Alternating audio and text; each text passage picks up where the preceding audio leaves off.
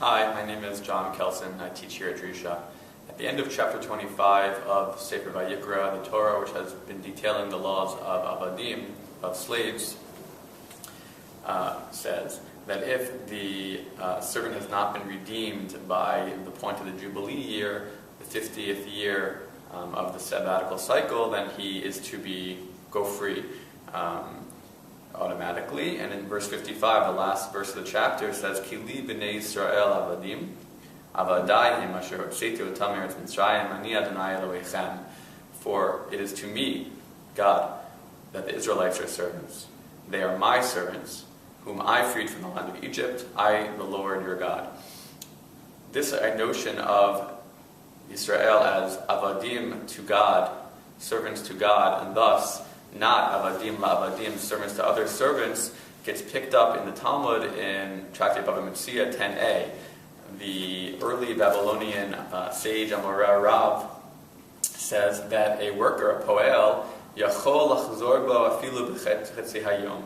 A worker is able to retract from his contract essentially to work for a given period of time, for a day, let's say, even in the middle of his work, even in the middle of the day. Why? Well, Rav or the Gemara cites our verse, Ki li b'nei Yisrael avadim, because Israel are my slave, my avadim, says God, meaning avadayim, they are my servants, v'lo avadim la'avadim, but they are not servants to servants. That means that, according to Rav, even a worker who has agreed to a contract is not considered some sort of indentured slave.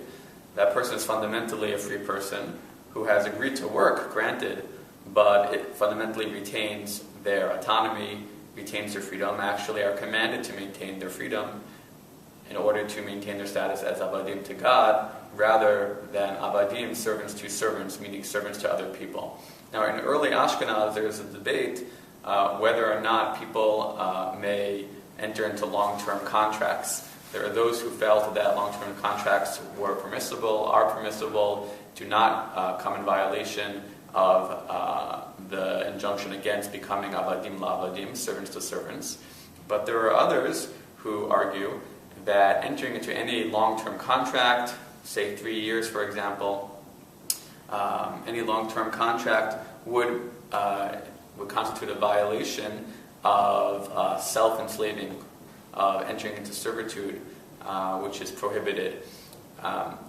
This conversation carries over into the later authorities.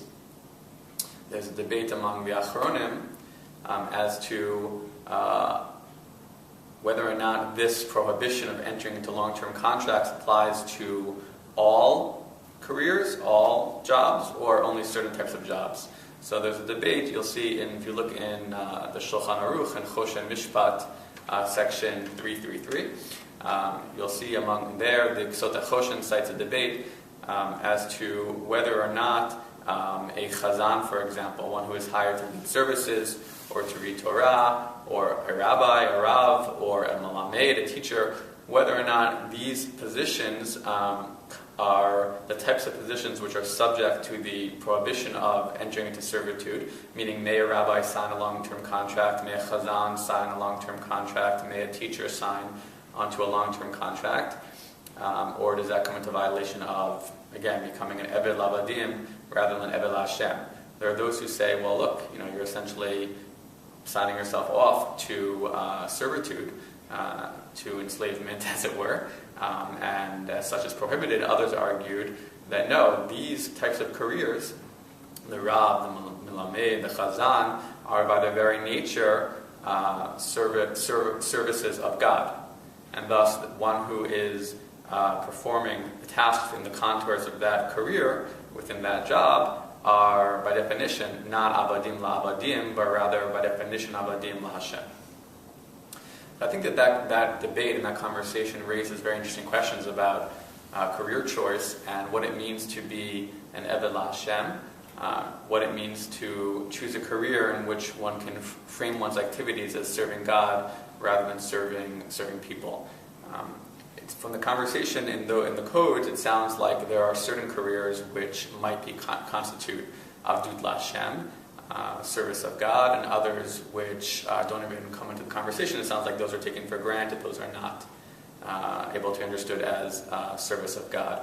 But I would wonder, perhaps that it may not necessarily be so. Maybe is it possible that a broader swath of career choices might be able to be framed as Abdul Hashem?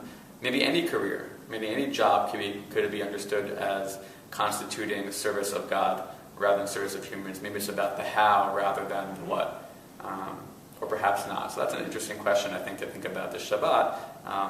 What does it mean to do? What does it mean to spend one's time in service of God rather than service of humans? Are there activities which, by definition, are service of humans and cannot be considered service of God, or can any job, any activity, constitute service of God?